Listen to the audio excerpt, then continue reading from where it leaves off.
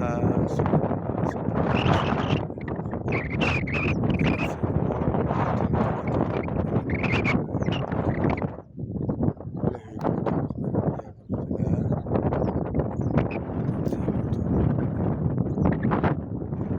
benim kardeşim burada ne diyeyim? Kelime de buna salonlar olsun. Güzel kardeşim. Rasya şehrindeyim. Annem gündüz tozdu. Burada Rasya'nın boynuna bir şeyler var. Rasya bir şeyler var.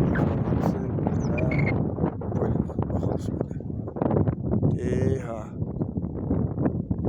Hamsi otlar, basenajlar. Bu yukarıdaki, arkadaki hamsi basenajlardı. Rasya şehrindeyiz. Hazır kendindeyim burada. Maldı bakalım karava ineklerdi. Benim gündüz tozlu, Kerim'in dostu. Şu ne kadar.